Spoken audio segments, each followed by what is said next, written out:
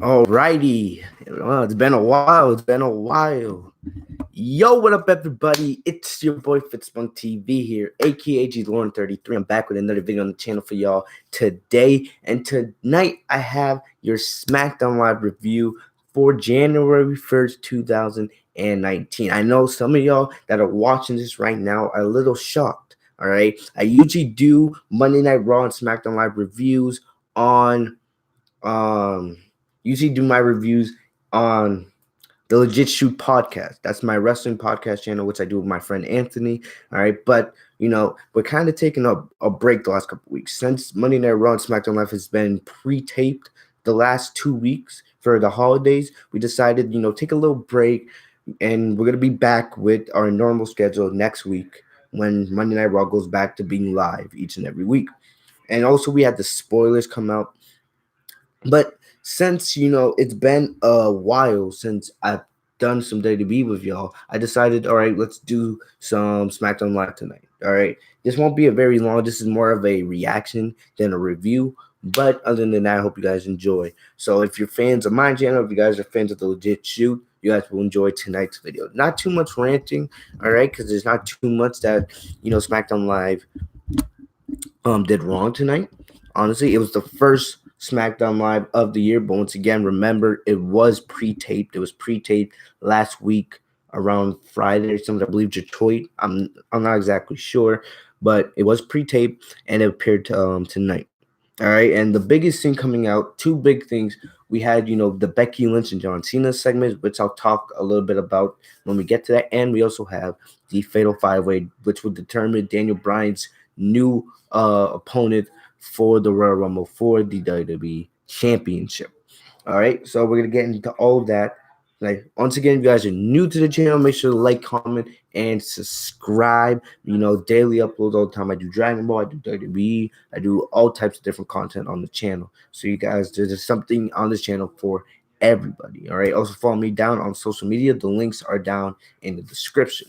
So without wasting any more time, let's get into tonight's show. So SmackDown Live started off tonight with the New Day. All right, the New Day. We all know how popular the New Day are with WWE, and they wanted to do this New Day's resolutions. All right, they come out with things they want to improve of for 2019, and also is this starts off the hype as we are now. The Royal Rumble will be taking place at the end of 2019. I mean, it's not the end of 2019, at the end of the month, all right, in a couple weeks. It's the first pay-per-view of, 2019, and it also basically starts the road to WrestleMania. The New Day declared that all three members will be a part of the Royal Rumble, all right, and they all declared that basically no matter who wins, if one of the three New Day members win, that it's basically a win for the entire New Day since they are 3-1.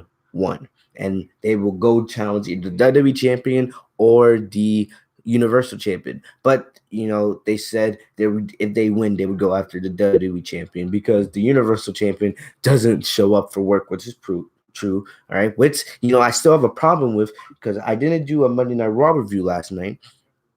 But if you guys remember, they had the whole situation with Seth Rollins and Triple H, which was actually a really good segment. All right. They talked about how Brock Lesnar doesn't show up. I still don't get it, all right? And I'm hoping this either ends at the Rumble or Mania, all right? The authority want to talk about, it's a fresh start for everybody, right? Fresh start. We're going to, take care of the problems of the main roster and make the main roster great again. But yet you look, and one of the biggest problems is your Universal Champion who doesn't show up at all. He hasn't defended the title once since winning the title. He had one great match with Daniel Bryan at Survivor Series, and we haven't seen him since. It's been about a month and a half since Survivor Series. But yet, no, the authority, Vince and Shane, they aren't doing anything to get Brock Lesnar back on the show. We haven't even seen Lesnar the build up his match with Braun Strowman at the Royal Rumble. But yet, it seems like the authority has no issue with that. Yeah, we'll just leave Paul Heyman to take care of everything while Lesnar just sits at home and, does whatever Brock Lesnar does. But yeah, it seems like nobody has a problem with this at all. Makes absolutely 0 cents in my book. All right, but still, back to the thing. Kofi Kingston talks about how he hates that um you know, Kofi Kingston says that he's been in the company for 11 years now, which is crazy. I was a little kid when Kofi Kingston first started wrestling, man. One of my favorites. But Kofi Kingston said, "Oh, he's never had a title shot in 11 years," which is absolutely crazy to actually think about. Like, I would love to see Kofi Kingston become WWE champion at least once in my career. All right, it's the only championship he hasn't won on the main roster. He would need it to become a Grand Slam champion. Kofi Kingston, he's one of the more underrated superstars of all time in my book. So I would love to see it. Will WWE ever do it? You never know. At least on SmackDown Live, it seems like more unpredictable. SmackDown Live is way more unpredictable than Monday Night Raw is. So maybe, but who knows? Who knows? But anyway, you know, they talked about giving up pancakes. One of the things about this is there was a report, and I don't know how much truth there was. Russell News covered this. They said that the New Day no longer are going to be throwing pancakes into the crowd, and you know how during their entrance, Biggie used to have like a box of Booty-O's, and he pours it on the WWE universe. Some lucky member gets Booty-O's down their throat. I guess that maybe it's some kind of safety problem. Which I feel like they should already known this, but it seems like WWE, will no longer be letting this happen, or they can't at least. So, we saw the New Day throw a couple pancakes in the crowd tonight, but that would probably be the last time we see the New Day do their pancakes, unless the report was biased or bogus or whatever. You know what I mean there.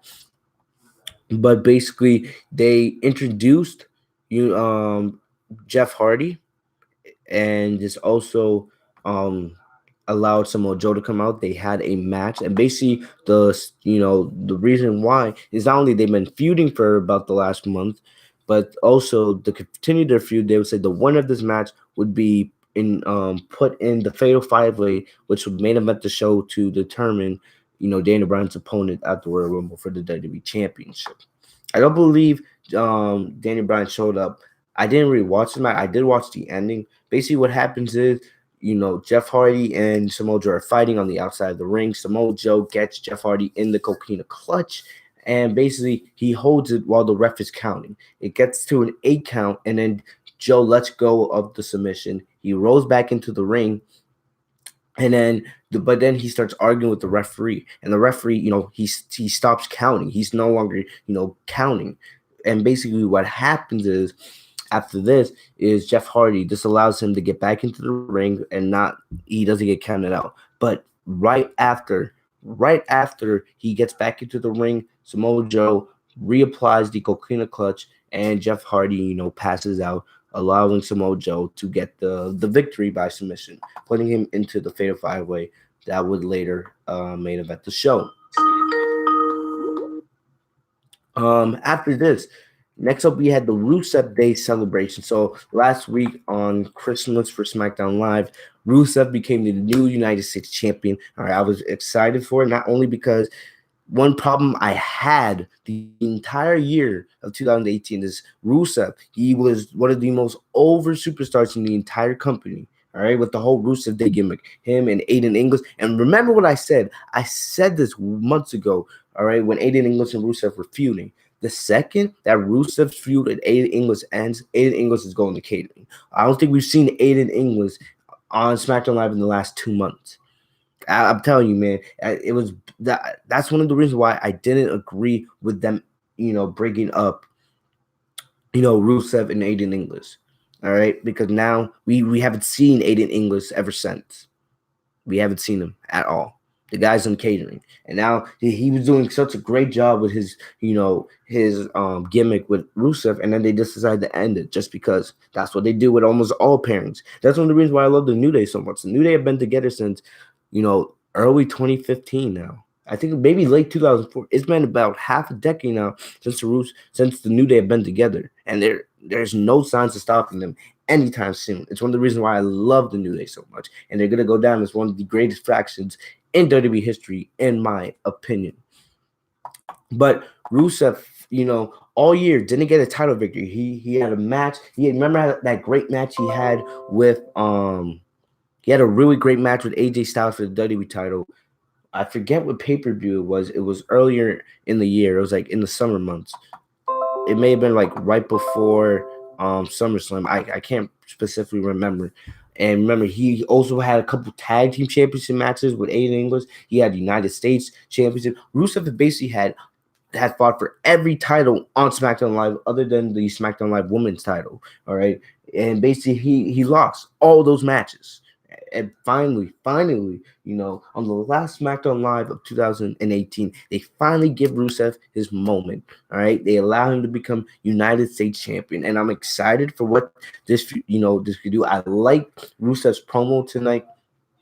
Basically, the whole point of his celebration, his promo, was saying he's going to defend the United States Championship with honor, with strength, and all these other adjectives that he was using. And he's going to have a long title reign. Basically, that was, basically what he said. And it felt good. I'm not going to lie, Shinsuke Nakamura should have had a better title reign because, Shinsuke Nakamura is way too talented to be wasted. But his whole United States title reign was a joke. It was a flat out joke. All right, and it sucks that Shinsuke Nakamura, is being booked this way. But I still go all the way back to when he should have won the WWE Championship in 2018 against AJ Styles. But honestly, what can we do? Imagine a Shinsuke Nakamura babyface. Imagine this babyface Shinsuke Nakamura versus a heel Daniel Bryan. Oh my gosh, But still, man, like WWE, if I'm thinking about it, there's a lot of heels on the main roster. There's way more heels than faces. I think what they should do is turn Shinsuke Nakamura back into a babyface. All right, I'm not saying you put him on Monday Night Raw. I don't know if you should. He has been on SmackDown Live for about a year, close to 2 years now, I believe. Yeah, it's been almost 2 years since Nakamura's been on the main roster. But, I think you need to turn him back into a babyface and, maybe move him to Raw. I don't know. We'll have to wait and see when the Superstar Shakeup happens in a couple months. But we'll have to wait and see on that note. But, the whole point after what happened, Rusev finishes up his promo, but Shinsuke Nakamura, comes out of nowhere. He ambushes Rusev with a Kinshasa. And basically what happened is Lana, Rusev's wife, jumps on Shinsuke Nakamura and is trying to, hold him down or put him in some kind of weird submission. And then at the end, Rusev gets back up and hits Shinsuke with the Mosca kick. All right. Then he checks on Lana because Lana was on top of Shinsuke. So when Rusev hit Shinsuke, Lana fell down as well. So Rusev checks on Lana, makes sure she's okay. And then Shinsuke, gets back up and then hits Rusev with another Kinshasa. He then takes the United States Championship, holds up in the air. This basically states that their feud isn't over. So I can definitely see them doing this match, most likely at the Royal Rumble, maybe pre-show, probably something like that. And then, that's how they'll finish up that feud there. And then Rusev can move into something fresh. All right. I don't know. Maybe you could do Rusev versus Randy Orton or Rusev versus Andrade Cien. But we'll get to that after, Rusev and Shinsuke finish up their program. All right. I'm not gonna say that I really care about this feud just because, I just want Rusev to move on to something fresh. All right. Let's see what he can do with this U.S. title. Next up, we had Naomi versus Sonya Deville. And the whole point is what they're doing here is, they're doing this thing where I guess they're having Mandy Rose, trying she has the hots for Jimmy Uso per storyline. I don't think this has anything to do with anything outside of the, outside of WWE TV. But they're definitely doing this thing where it looks like Mandy Rose is trying, have an affair with Jimmy Uso. I don't think it'll get that far, but who knows with this company. But what they did is Naomi faced up against Sonya Deville. And I really liked Sonya Deville in this match. I've been saying this for months. I could definitely keep building up Sonya Deville. I really think she has potential to be a legit contender for a women's championship in the future. I'm not saying she'll be a future women's champion. She definitely has the potential to be, but we'll have to wait and see what she goes. But what happens is, near the end of the match, Naomi's getting the upper hand on Sonya Deville. Looks like she's about to finish it, but then Mandy takes a mic and she says, as she was getting ready for the show tonight, she was thinking about Jimmy Uso, and supposedly she sent Jimmy Uso a text message, and basically they show the photo on the Titantron, and it's basically Mandy Rose in nothing but a towel, right? Nothing but a towel. And then Naomi gets pissed. She tries, and also another thing is that Mandy Rose was wearing a Jimmy Uso shirt. She was wearing one of the Uso Day One-ish t-shirts, right? So definitely taunting Naomi with that. But after this, Sonya Deville takes advantage because Naomi goes after Mandy Rose, forgetting that Sonya's her opponent, and then Sonya shows a new finisher. I don't think I've seen it. It was a pretty cool finisher. I don't know how to describe it, but it was a pretty clean looking finisher, something I haven't seen yet. But definitely they're continuing this feud. I'm not gonna sit here and say that I really care about it too much, but honestly, it's whatever. All right, it just seems like more they're doing this just to fill time.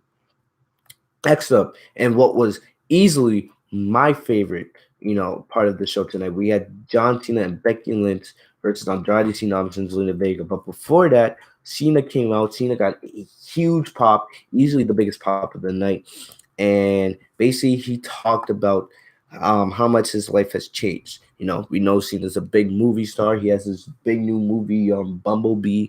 I haven't seen it yet. I'll probably will see it sometime soon while it's in theaters. But I heard it's a really good movie, and Cena's really good in it. Which it's good. It's good to hear.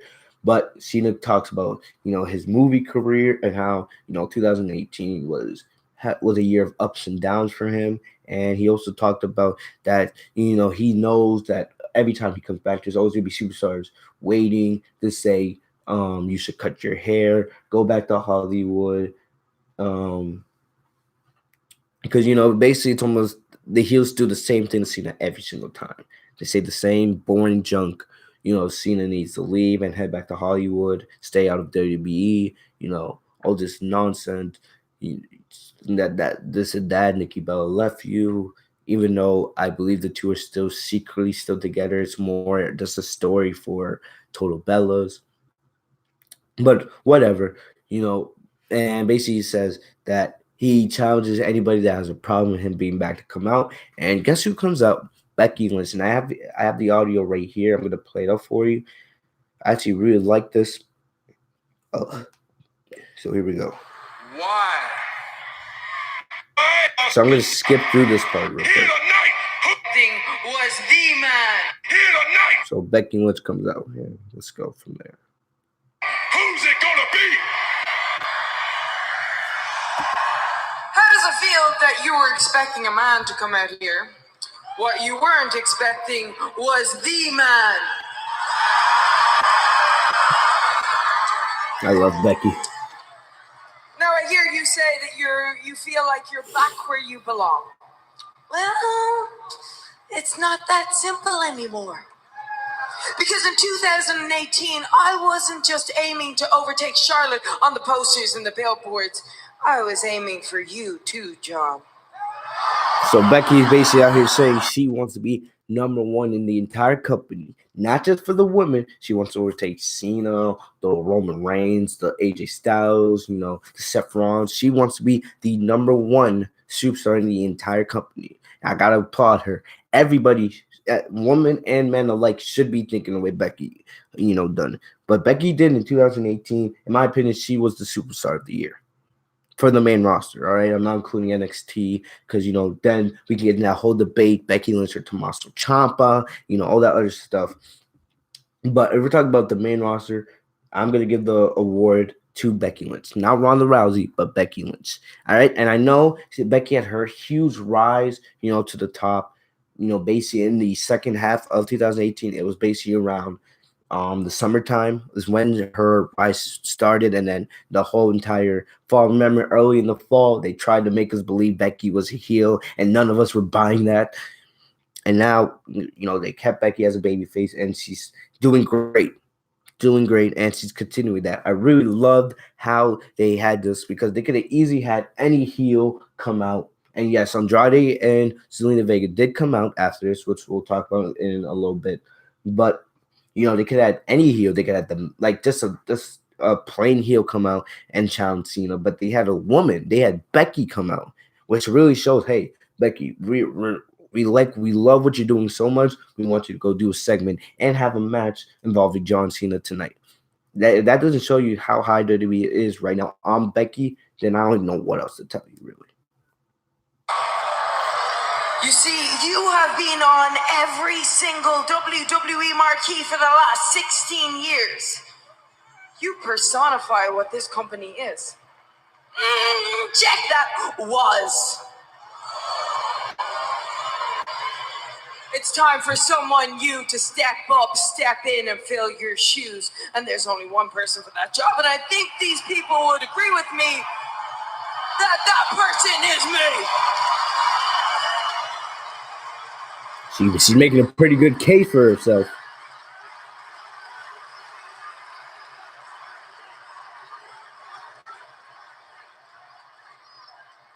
And if you have a problem with that, Nikki Bella won't be the only woman to drop you this year. Yeah, I'm,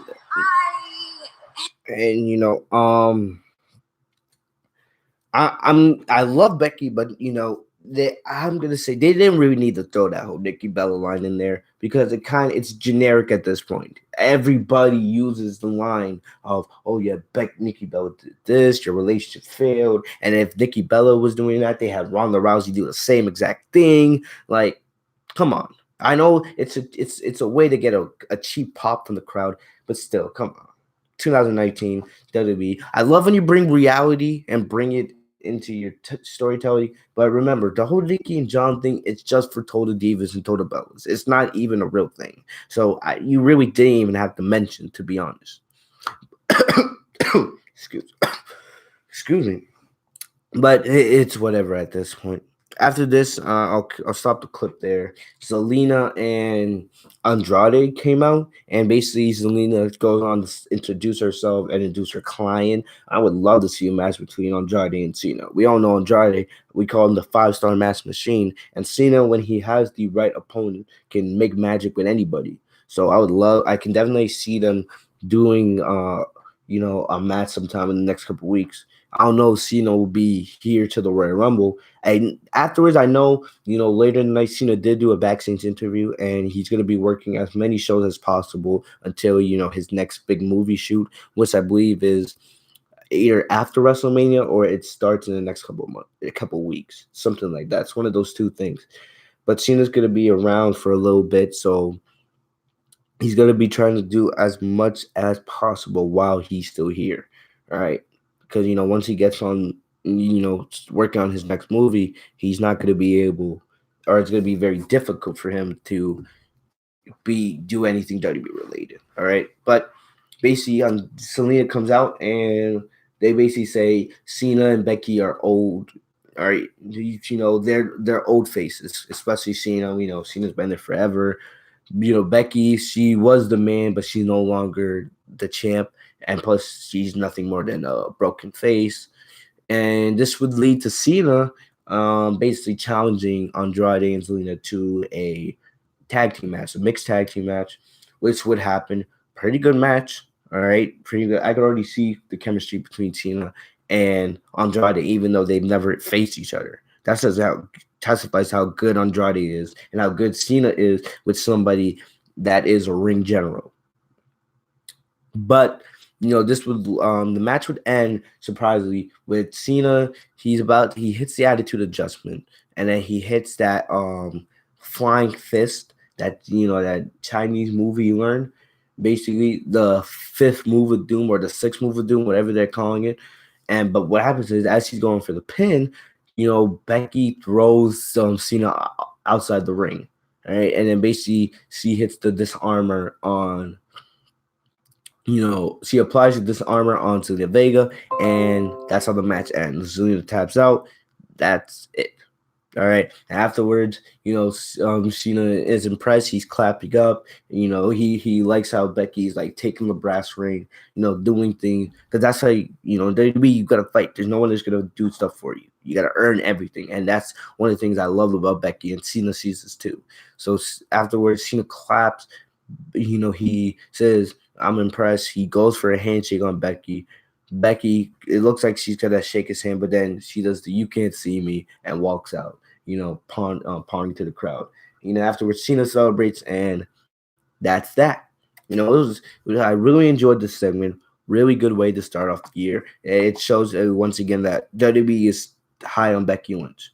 All right, and I don't know because afterwards Asuka had a backstage segment, and Triple H approached her, congratulating her on becoming the new SmackDown Live champion. And now they have to find her opponent for the Royal Rumble. And yes, there was a advertisement for Becky Lynch versus Asuka at the Royal Rumble that went around from WWE main event last week. It seems like WWE has scratched that now. They've scratched that out of its plans, and they're gonna do something else. They had Charlotte, Carmella, and Becky, who had just finished their match, approach Triple H, and they all made claims on why they should be the ones to face Asuka at the Royal Rumble. Charlotte says it was for Ronda Rousey. She should be the champion. Charlotte, I don't know. She looked.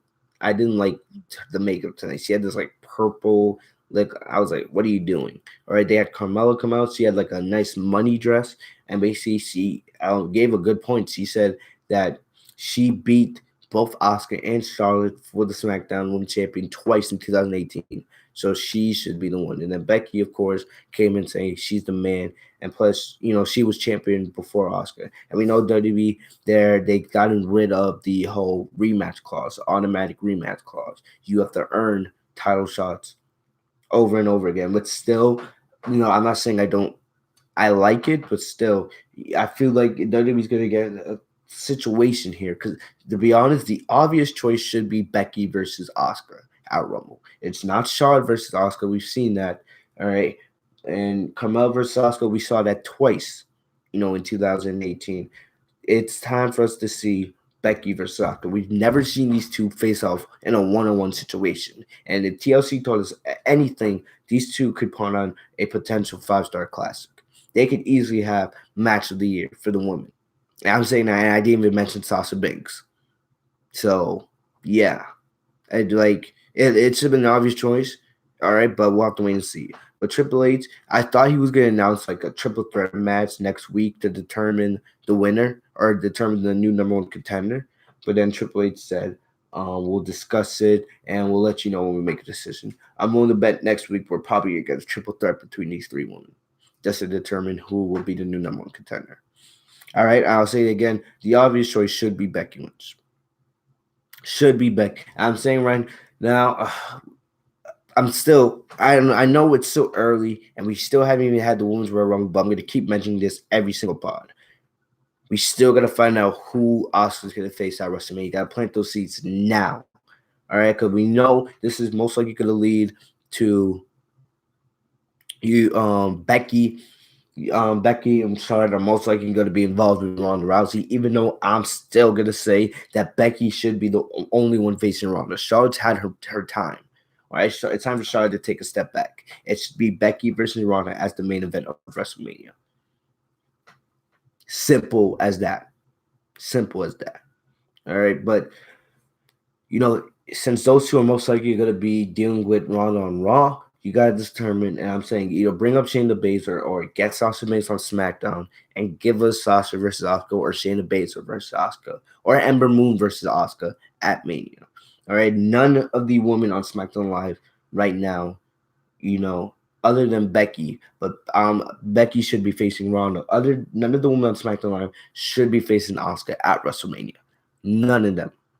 All right, and I hope WWE thinks long and hard about who they're gonna have Asuka face at Mania. All right. But yeah, that's about it for the woman. Moving on, we had basically the last thing that happened is Styles face AJ Styles versus Rey Mysterio versus Randy Orton versus Mustafa Ali versus Samoa Joe in a fatal five-way to determine the number one contender for the WWE Championship at the Royal Rumble. But before this, there was two backstage segments. I wish Moose was here right now, all right, because Moose would probably get really angry. But they had a segment where Miz went into Shane McMahon's office and he was talking about potential ring gear ideas. We know that these two are now a tag team, but Shane McMahon, joking around, didn't really agree with any of those ideas or those outfits for for their tag team. All right, but I just looked in the comment section. Someone said Ronda Rousey. We know Rousey's most likely going to be in the main event of WrestleMania, but she's not leaving the company, man. She's under contract. Where else is she going to go? Rousey is, under contract. She's not going back to UFC. She's kind of retired from UFC. Well, she can always go back, but she's in the UFC Hall of Fame. She's done everything there is to do in UFC. So why would Ronda Rousey leave WWE? This WWE's always been her dream. They're most likely what's going to happen is Rousey's going to be moved to SmackDown Live in 2019. Because remember, when WWE has the Fox deal coming up later this year, there's rumor having that Ronda. So I haven't heard about this. So supposedly Ronda could be having a child. You know, if she wants to take a break, she definitely could. There's nothing stopping her. All right. It would probably be actually a good thing because Ronda would allow Ronda to take some time off, and then the focus wouldn't have to be on Ronda because ever since Ronda's came on to WWE, the focus has been on her almost all the time. The entire time, Ronda has been the focus of the woman, you know, division. So, and then maybe she takes a break. She comes back. There'll be new faces on Raw and SmackDown. She'll have new opponents to face, even though she hasn't had faced everybody yet. She hasn't faced Ember. She hasn't faced Sasha. She hasn't faced Oscar yet or Becky. But who knows? We'll have to wait and see. If she does, there's definitely a positive to her. Negative wise, she might lose some, watch on the women's division just because a lot of the women's division has lots of eyes just because of Ronda Rousey's marketability. But we'll have to wait and see on that. But anyway, back to what I was talking about. So we were talking about Shane McMahon and The Miz. Moose would get really mad if we were talking about The Miz right now because he hates what they're doing with The Miz.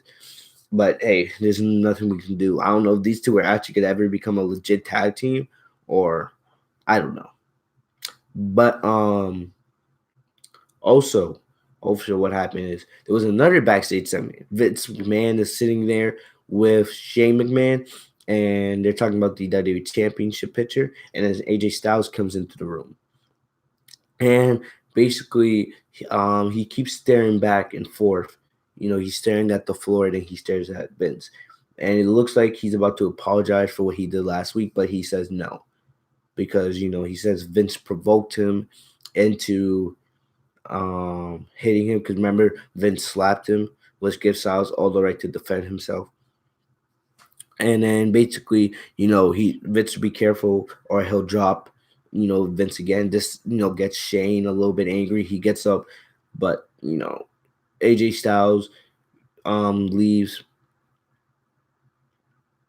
AJ Styles leaves and he says that the real AJ Styles will be shown tonight in the fatal five-way match. And then Shane looks at, Vince and he's like, "Are you sure you want to see the real AJ Styles?"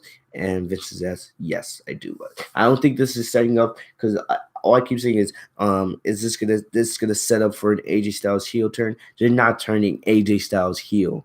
This is just setting up AJ Styles to be moved to Monday Night Raw. Because either Seth Rollins or AJ Styles is going to be the face of Raw. Because Lesnar Once Lesnar loses that Universal Championship, I don't think he's ever getting it back. We have no idea when Roman Reigns could have come back. As much as I don't want Roman to be the face of the company, he's still a big name. So we don't know if Roman will come back at all in 2019. We'll have to wait and see. Strowman, I think Strowman's gonna get moved to SmackDown Live. Well, I don't know. We'll have to wait. All that will, take shape as the year unfolds. But other than that, we get into the Fatal Five Way. It was a good match. All right, good match.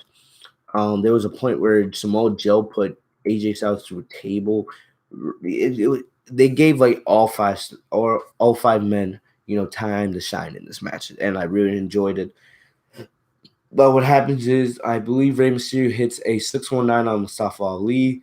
Then, as he's about to hit a 619 on Randy Orton, Samoa Joe catches him. But then Mysterio reverses it into a Hurricane Rana on the outside. But then I think he got dropped by Orton again. I think. No. My bad. Mysterio hits a 619 on Randy Orton. Then Samoa Joe, picks him up, and then Rey Mysterio reverses it into a Hurricane Rana on the outside. And while everyone is down on the outside, AJ Styles, who is recovered from the table, gets on the apron and hits a 450 splash. 1, 2, 3. All right.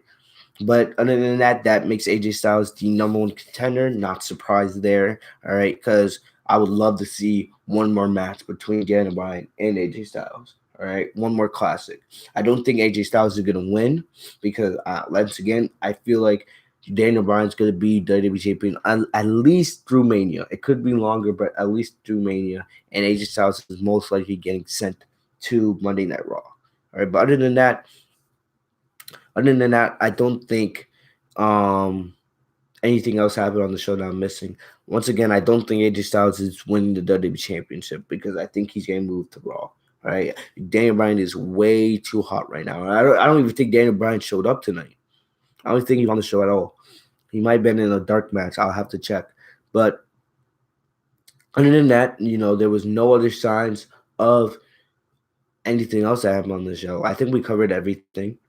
And yeah, about that, that's about it for tonight's SmackDown Live review. Hope you guys enjoyed the stream. Thank you guys for coming through. Once again, if you guys are fans of me and you guys are fans of my wrestling podcast, don't worry. Next week or next Monday, we will be back when our normal upload schedule. All right, back in Legit You. Me and Moose will be back. The best, 2-man wrestling podcast on YouTube will be back. Ready with our first podcast of 2019. So you guys are not going to want to miss it. All right. So make sure the link for the Legit Shoot podcast, to subscribe, that is in the description. Yeah. Make sure to follow me on social media. Oh, I see your comment. He was watching from the locker room. All right. So I guess Daniel Bryan was there. He was watching the match from the locker room. I think the Iconics should win the Women's Tag Championship. I disagree with you there. No. Sasha Banks and Bayley. If you're not going to put Sasha Banks, if you're not going to have Sasha win the Raw or SmackDown Women's Championship, she should at least be the one to win the inaugural Women's Championship. You want the Tag Team Champions to have a big name. You want them to be big starting off. You got to put them on Sasha. The Iconics have not been built up at all. What have the Iconics done in 2018? Nothing. If you built the Iconics up, yeah, possibly at some point, maybe you could even have them beat Sasha and Bayley to become Women's Tag Team Champions. But the first Tag Team Champions should easily be Sasha Banks and Bayley. That's the only reason why those two are together. You set up all of 2018 just for them to be together. If you're not going to have them become the Women's Tag Team title, the Women's Tag Team Champions, what are you doing? All right, so at least Sasha Banks and Bayley should hold the women's tag team titles for most of 2018. And then you built up a big name tag team, whether it's the Iconics or, I don't know, Mandy and Sonya, somebody. All right. Or you can bring up, Shayna Baszler and her goons from NXT. Then we can talk about who should be the ones to take those titles off. But Sasha and Bayley should easily, and I'm probably going to do another video on this, discussing this more in depth, but they should easily be the inaugural women tag team champions. All right. But other than that, that's about it for tonight's review. Once again, subscribe to our wrestling podcast channel. Subscribe to my channel. The links are in the description. Click that big red button. Enable notifications by clicking the bell next to my name. That's on TV. I'll talk to you guys later. Hope you guys have a great day. Peace.